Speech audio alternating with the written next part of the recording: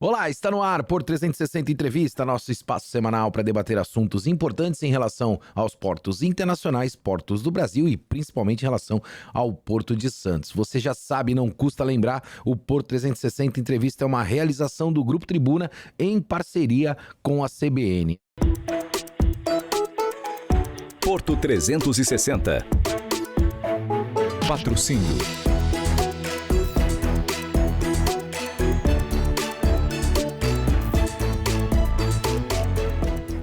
Esta semana tá mais do que especial. Você bem sabe que eu costumo dizer que elas estão empoderadas. E para isso, recebo Mariana Frias aqui pela primeira vez no Por 360 Entrevista. Eu não vou apresentá-la, mas vou deixar ela se apresentar. Mariana, obrigado pela tua presença. Muito obrigada pelo convite, agradeço imensamente. Bom, meu nome é Mariana Frias, sou Port Captain, eu venho aí da parte do embarque, embarcada, né, em navios de granel, na parte de offshore, mais de 10 anos nessa área, né? Contando porto e embarcado, eu tenho mais de 16, então eu acho que já tem um tempinho aí, dá pra gente falar um pouco de como é a mulher dentro desse cenário tão específico, eu acho que tão ainda... Inexplorado, eu diria, com muitas oportunidades de diversidade. Mariana, o que é uma Port Captain, né? Para quem está nos ouvindo, a gente tem muitas pessoas da nossa área, mas também tem aquelas que são curiosas e querem aprender e entender muito mais a respeito do nosso setor. O que é e o que faz uma Port Captain? Tá ótimo, obrigada, essa pergunta é bem legal. Realmente, tem muita dúvida em relação do que a gente faz, mas principalmente Port Captain ele vai cuidar da interface no porto, diretamente no porto, dos navios. Então, a gente vai entender muito bem como é que é a dinâmica da interação do que o porto está fazendo, principalmente como performance, em relação ao navio. Então, a gente tem esse trato, essa comunicação, principalmente do que acontece de deficiência, do que tem a bordo, do que o navio precisa, desde quando ele chega para estar numa fila até o momento da saída dele. Então, a gente vai tratar todas essas etapas das necessidades e principalmente das melhores formas da gente operacionalizar tanto para o porto quanto para o navio de forma segura. Eu tenho uma curiosidade, talvez quem esteja nos ouvindo também tenha, né? Você nasceu e aí você pensou, quando crescer, quero ser Port Captain, né?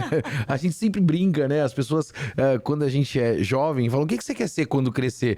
Mas como é que surgiu, né? Essa tua paixão pelo setor, né? Pelo setor de transporte, pelo setor efetivamente portuário, setor marítimo. Quando despertou isso pra você, né? Quando a gente é criança, acho que toda criança fica pensando, nossa, eu quero ser astronauta, eu quero ser médico, eu quero... Profissões que são bem diferentes. Normalmente, a gente deixa isso como sonho de criança, né? Bom, eu não queria essa área, com certeza não era exatamente o que eu queria. Mas, na verdade, o que eu queria ser piloto de avião. Eu já queria uma profissão que era um pouco diferente. Eu acho que eu já era uma criança um pouco fora um pouco da curva, assim, os meus pais já sabiam disso. E como é que pareceu isso tudo, né? Acho que como toda criança, a gente assiste alguma coisa e aquilo motiva a gente. Quando eu devia ter uns 8, 10 anos, eu não lembro exatamente. Eu lembro de assistir um filme que passava na televisão, muitas vezes, que era o Bom Dia Vietnã. Olha só, Bom Dia Vietnã. Bom Dia Vietnã. Com Robin Williams, gente. Eu acho que é um filme, assim... Muita gente deve ter assistido. Ele era o radialista, inclusive, Eu não assisti, vou chegar em casa hoje, vou assistir. Por favor, eu acho um filme muito bom, porque quem gosta de história, enfim, ele fala sobre algumas dinâmicas de pessoas, enfim, e de como é a guerra. E eu sempre gostei, sempre fui interessada, sempre fui curiosa, eu acho que esse é o ponto. E o que eu achava legal é porque eu via as pessoas com aquele uniforme, os helicópteros, os aviões, eu ficava assim, nossa... Eu ficava encantada, de verdade. Eu falava, cara, todo mundo respeita quando chega um aviador com aquele uniforme. Eu falei, nossa, isso passa uma imagem tão segura, é tão interessante, né? O que tem que fazer, de fato, pra ser piloto? Então, foi mais ou menos por aí. Um filme me deixou aquilo na cabeça. Eu fiquei com uma ideia fixa de como é que eu podia fazer aquilo. Na minha cabeça, era, assim, muito distante. Eu achava que era coisa de filme, só existia essa profissão no filme. Levei um tempo até, de fato, entender que era uma profissão e também tinha no Brasil, porque o filme não se passava aqui. E foi uma construção, assim, eu tinha ideia do que eu queria fazer E aí eu precisava do como, né? Como Sem um plano dúvida. de ação. Meus pais sempre me incentivavam a fazer tudo que eu queria fazer, ainda bem. Mesmo não sabendo como eu ia fazer, né? Mas eles tentaram buscar esse caminho de o que eu tinha que fazer, como é que eu tinha que estudar, para onde que eu iria. E aí, com o passar do tempo, meu pai, na época, identificou, olha… tem uma forma que é entrando você pra Academia da Força Aérea. Olha só. Que é da AFA, que na época já tinha começado a aceitar mulheres. Tem esse ponto também, porque até um pouco antes ainda não tinha mulheres dentro dessa profissão. Eu falei, nossa, então eu tô no momento certo. Nossa, eu dei muita sorte de agora poder estar dentro desse lugar. E aí eu descobri que, assim como é a Academia da Força Aérea, isso já era mais pra parte do ensino médio, pra parte da universidade, que é onde a gente tem que escolher, de fato, o que a gente vai fazer. Eu descobri que, além da AFA, existiam outras escolas militares, por exemplo, da Marinha e do Exército. Então, eu tinha outras opções. Eu falei, nossa, minha cabeça explodiu. Eu falei, eu posso fazer tanta coisa diferente. Abriu um leque de oportunidade. Abriu um leque de oportunidade. E aí, eu segui com essa ideia de estudar. De fato, tem escolas de formação para isso. E cursos próprios para você entrar em academias militares. Quando eu comecei a estar estudando… eu conheci uma pessoa que era um piloto, ele era instrutor piloto de helicóptero da Marinha. Eu falei, opa, a Marinha também tem a parte aérea, gostei, já é algo interessante. Só que, para além disso, eu fui fazer a parte de aviação, fui conhecer a base aérea, enfim. Fiz todo esse trajeto como eu gostaria. E ele virou pra mim, basicamente perguntou, você já ouviu falar que você podia ser piloto de navio? Eu falei, não. Ele, olha, é legal, você vai poder viajar o mundo todo, você vai conhecer diversos países e ganha bem. Eu falei, gostei mais disso, achei isso mais interessante, gente. Ganhando bem, conhecido o mundo todo. E mal tem, achei maravilhoso. Casou totalmente com a minha ideia. Sempre gostei de viajar e sempre tive essa ideia de poder conhecer o mundo todo. Acho que é mais do que um sonho para muitas pessoas, né? Eu falei, pronto. Ok, o que eu tenho que fazer? Ele, basicamente, você tem que passar num concurso público. Passando, você vai ficar estudando numa academia militar. Durante um tempo, você vai ser militar e depois que você se formar, não. Você vai poder trabalhar em qualquer lugar do mundo, onde você quiser, como você quiser. Falei, tá bom. Ok, fiz a prova, passei.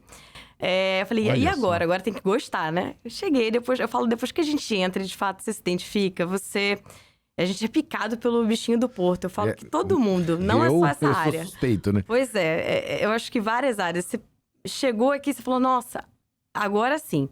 Eu me identifiquei dentro da escola de formação, a gente tem diversas matérias super interessantes, assim, astronomia, navegação. Ou você vai gostar ou você não vai gostar. E eu me apaixonei, de fato, me apaixonei. E aí, eu tive a oportunidade de fazer meu estágio, né, para me formar, de fato, como oficial de náutica, como é a formação pelo CIAGA, que é a Escola de Formação de Oficiais da Marinha Mercante, no Rio de Janeiro. Uma das escolas, a outra fica em Belém. E tive a oportunidade de passar numa prova interna e ir para fora do Brasil. E aí vieram os novos desafios, né? Porque, de fato, eu fui selecionada para trabalhar em navios, fui para um navio graneleiro. E, de fato, única mulher brasileira, caí de gaiato no navio, ponto, exatamente essa música. Como é que foi aquele momento, né? Eu quero resgatar isso, de você entrar no navio, você como mulher, né? Naquele momento, hoje, a gente percebe a presença da mulher, eu acho que é muito importante, não tenho a menor dúvida disso dentro do nosso setor, mas eu acredito que naquela tua época ainda era um pouco distante a participação da mulher dentro das operações. Como é que foi o teu sentimento de entrar pela primeira vez em um navio, né, com essa tua função, com a tua formação, depois de todo esse empenho que você contou? Foi desafiador, eu diria. E foi um momento em que você… Eu falo que é um divisor de águas. É um momento que você pisa… Você não sabe como é que vão te tratar, você tem que estar muito bem preparada para isso, né? Porque eu sempre falo, a gente como mulher, a gente sempre sempre sendo colocada à prova para que, de fato, a gente tenha a validação de que a gente faz bem algo que, para muitos homens, é muito comum. Claro. E, infelizmente, mas a gente vai chegar num lugar que tenho certeza que a gente não vai precisar passar tanto por isso. Mas, para mim, foi um desafio porque a imagem que, primeiro, as mulheres brasileiras tinham na época em relação à profissão já não era uma coisa muito respeitosa. Olha só. Então a imagem do Brasil lá fora não era uma coisa assim, não somos respeitadas. Não éramos respeitadas. Ainda continua não sendo respeitado hoje em dia, né? A gente bem sabe, melhorou. Mas, acho que a nossa imagem melhorou, mas ainda a gente não tem aquele respeito que deveria ter, Exato. né? E a gente precisa provar muitas vezes a eficiência que a gente tem, a dedicação, o comprometimento e assim sucessivamente. Só de falar da imagem, esse já foi o primeiro ponto, né? E aí, chegar lá como mulher, que eu já tinha uma formação que pra eles era fora da realidade deles, porque a gente tá falando de muitas culturas diferentes. Então, assim, muitos… como eu falo com muitas pessoas, muitas culturas, até hoje, é estranho a mulher trabalhar. Que dirá trabalhar a bordo? Sem dúvida. Então, era mais assustador. Eu acho que eles ficaram mais assustados do que, de fato, eu fiquei.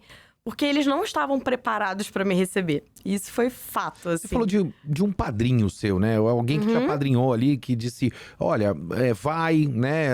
Vai em frente, tá aqui a oportunidade, é desta maneira.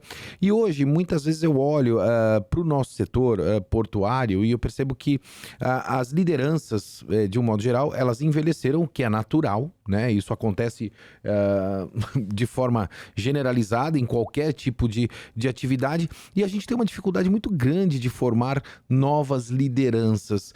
Qual é a tua percepção em relação a isso, Mariana? Uma vez que a gente precisa aprender a ser escada, né, para essa nova geração, ao invés de ficar sempre parabenizando, né, aquilo tudo que as pessoas conquistam ao longo do tempo, né? Ou seja, o grande líder, ele precisa começar a ser escada para que as pessoas possam crescer também? Eu vejo que a mentalidade que a gente foi construindo ao longo dos anos, os últimos anos principalmente, da gente não ter o olhar só para o nosso próprio umbigo. Sem dúvida. Eu acho que é muito sobre isso, porque a informação, antigamente, né, se eu tenho uma informação e eu tenho um conhecimento, antigamente muitos não gostavam de passar por medo de perderem seus empregos, por serem outras pessoas assumirem o seu cargo. E é exatamente o oposto disso, na verdade. A gente hoje entende que você dar uma oportunidade de crescer pelo conhecimento que você tem e passar isso adiante, você cresce mais do que a pessoa que está ali. Porque ela vai chegar num lugar e à medida que ela está crescendo, você vai crescer junto. Eu vejo que isso, de fato, as empresas hoje já estão trazendo muito isso. Falando um pouco até do que eu vejo dentro do meu trabalho, né? Da empresa que eu trabalho.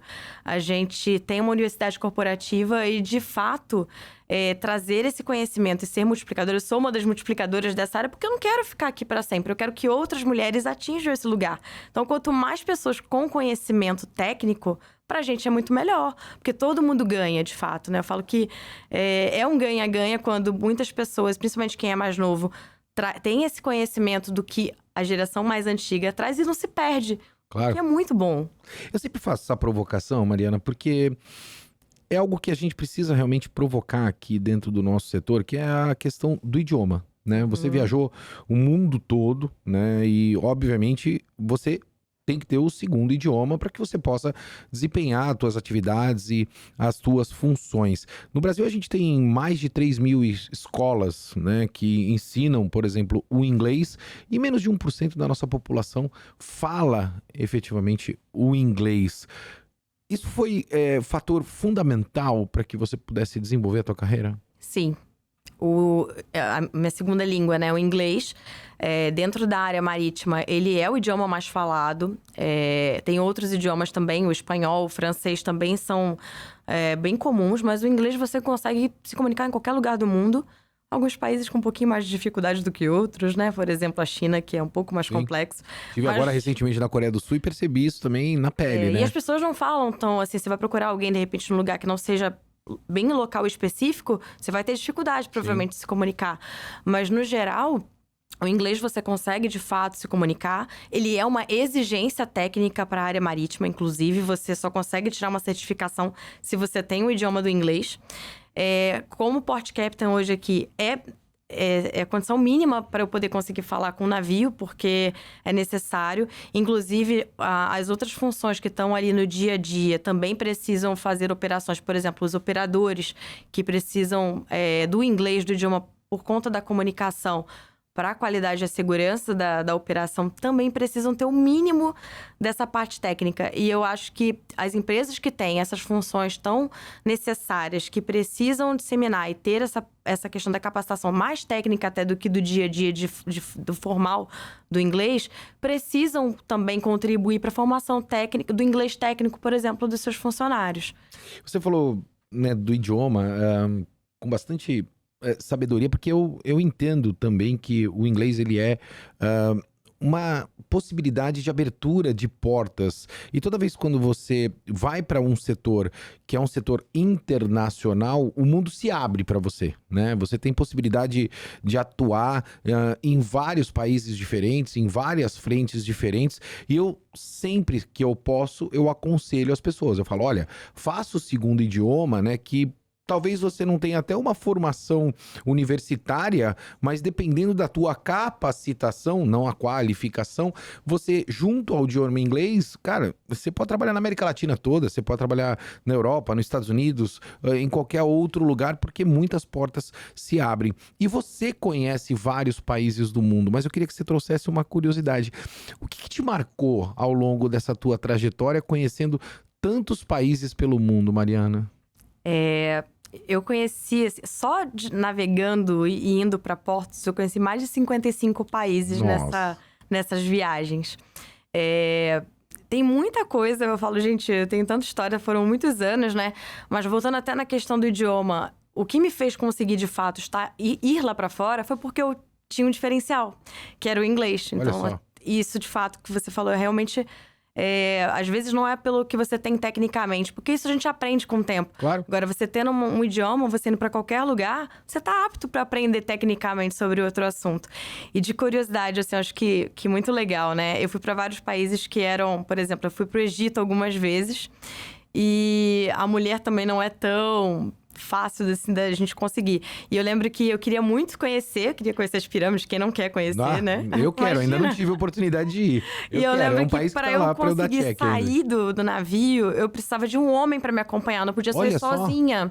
E isso é uma coisa que me marcou muito. Eu falei, nossa, mas como assim eu não posso sair sozinha? E a gente entende que tem essas diferenças, né? As culturas, como a gente chega num lugar e você vê que, diferente do seu país, que você pode sair a qualquer momento, outra mulher ali não pode fazer o que você faz. Pode nem sair sozinha, que dirá ela trabalhar também. Então, essas coisas me marcaram até para hoje ter um pouco de levantar, como eu falo, as bandeiras de empoderamento, enfim, de equidade.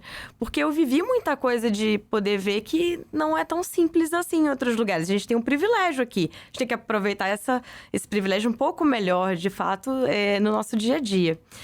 Deixa eu te fazer uma pergunta. Eu acho que você tocou num ponto, e eu estive na Coreia do Sul esse ano, e eu refleti muito sobre isso, né? Tenho a oportunidade também de ter conhecido vários países aí pelo mundo, e o brasileiro ele tem aquela mania de comparação. A gente sempre compara, né? Absolutamente tudo que o Brasil faz com outros portos do mundo, ou seja, a gente compara o Porto de Santos aqui a Roterdã o tempo todo. Não, o Porto de Santos tem que ser igual a Roterdã, tem que se desenvolver igual a Roterdã, nós temos que automatizar X PTO, o que quer que seja. Mas quando eu voltei da Coreia, eu voltei com uma percepção de que a gente não tem de comparar, a gente tem que aceitar essas diferenças culturais que existem. E a gente está num mundo muito polarizado, né? E as pessoas estão muito intransigentes e não aceitam aquilo que é diferente da percepção que elas tenham. Como é que você avalia esse mundo hoje, esse universo profissional dentro dessa cadeia internacional que a gente está inserida, né?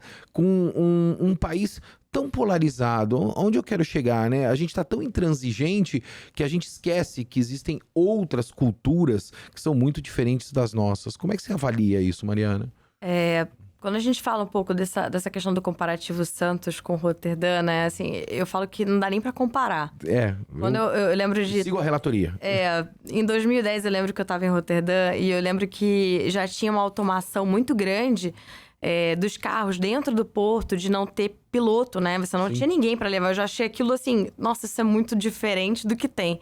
Então, assim, e hoje a gente ainda não tem isso no Brasil. Então, a gente tem 14 anos de diferença e a gente não pode se comparar com o que eles vivem, o que eles passam. Por exemplo, quando a gente fala de Green Ports, por exemplo, que tá super em alta em relação à sustentabilidade, o que a gente fala dos fatores, principalmente reduções de emissões, tudo isso é uma questão que aconteceu particular na Europa por necessidade, porque, de fato, eles têm uma condição geográfica, de localização, que se eles não fizerem isso, acabou o porto para eles. E é completamente diferente do que a gente tem aqui. Não falando só de Santos, mas de Brasil, outra realidade. Então, as preocupações também de evolução são diferentes. Então, eu entendo que a gente precisa evoluir aqui dentro com aquilo que é necessário para a nossa construção como sociedade.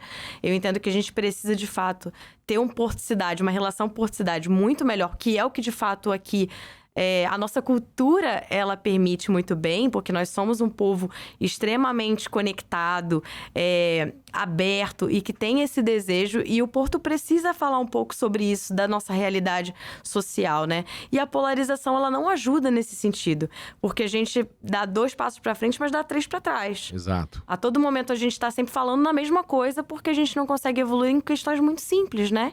Pra gente conseguir resolver, que é até mesmo dos portos se ajudarem. A gente tá num lugar, por exemplo, a gente fala do Canal de Santos, né? A gente tá aqui com diversos atores, diversos operadores, que o interesse de todo mundo é o mesmo, eficiência operacional, conseguir entrar e tirar navio da melhor forma possível.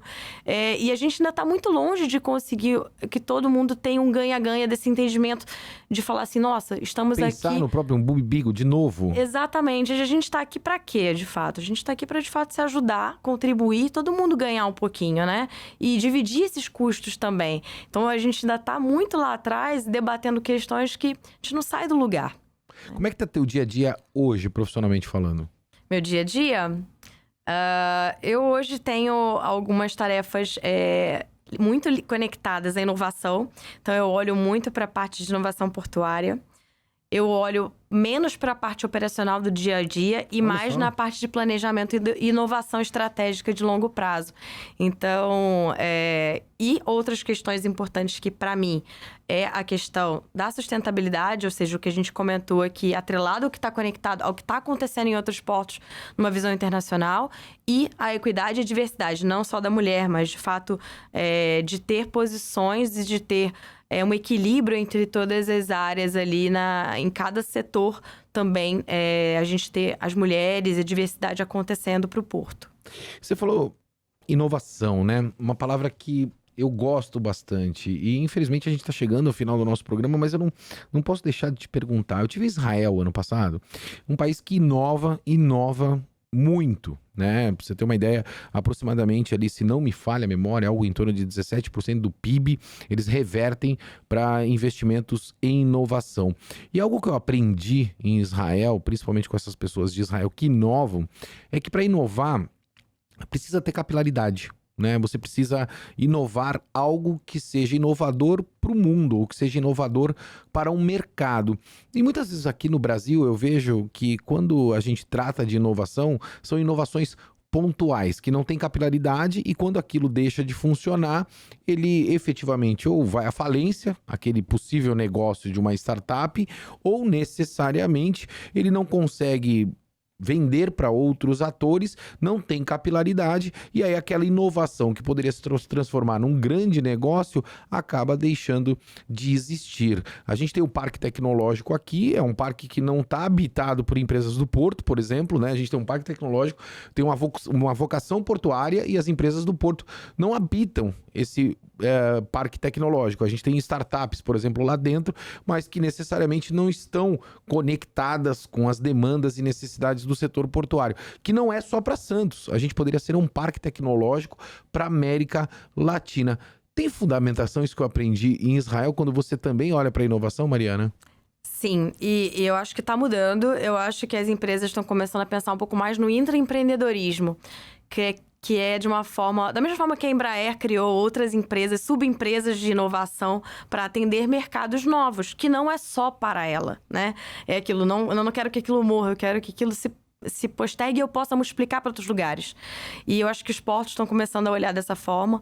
Eu tenho hoje uma inovação dentro da empresa, eu falo que assim, eu tenho muito orgulho, porque de fato a gente pensou numa solução de um problema que a gente tinha, que era sobre o embarque e desembarque de navios, e de uma solução que não tinha de mercado, que era para o granel, e de fato trazer isso como uma inovação e um produto digital, porque a gente olha o porto, a gente tem que olhar para produtos digitais, portos digitais, de uma forma que a gente possa não olhar só para o que a gente tem para a nossa empresa, né, para a empresa privada, mas que a gente também consiga multiplicar isso para outras empresas. Então, isso é bem importante da gente trazer como visão. E, de fato, as empresas estarem mais conectadas com universidades que já fazem um trabalho muito excepcional e têm tempo para fazer isso, porque muitas empresas não têm tempo nem pessoas disponíveis para, de fato, cuidar disso, mas, de fato, conectar o entendimento do problema com quem pode estudar bem a solução.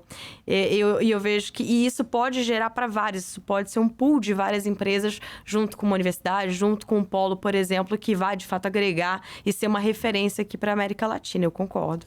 Eu sempre digo, né, um mar de oportunidades que a gente tem dentro do setor portuário para ajudar no desenvolvimento econômico. Nós estivemos na Coreia e na agenda visitamos Samsung, LG, né? E a própria Hyundai. E algumas pessoas da delegação me perguntaram, Maxwell, mas o que isso tem a ver com porto? Eu falei, tem tudo a ver com porto, né? Porque outras indústrias desenvolvem e inovam com tecnologias que amanhã chegam dentro do setor portuário. Quando a gente olha para Xangai é isso. Ela se conectou com grandes empresas de tecnologia e hoje ela opera remotamente, né? Os equipamentos são remotos e a própria movimentação dos containers é tudo remoto. Então, assim, se não é uma Hyundai, por exemplo, é uma outra empresa que vai fazer, Mitsu ou outra, que vai, de fato, fazer aquele equipamento voltado para porto, assim como tem na área da medicina. Hoje, a gente tem vários equipamentos que fazem com que essas empresas cresçam e o porto cresça também. É isso aí. Pessoas como a Mariana Frias que tem a mente digital no mundo digital. Não adianta a gente ter uma mente analógica para um mundo completamente digital. Mariana Frias, junto com a gente aqui no Porto 360 Entrevista, muito obrigado pela tua participação. Eu que agradeço, muito obrigada. Eu vou ficando por aqui, como você bem sabe, sempre movimentando muito mais do que informação. Forte abraço, até semana que vem. Porto 360. Patrocínio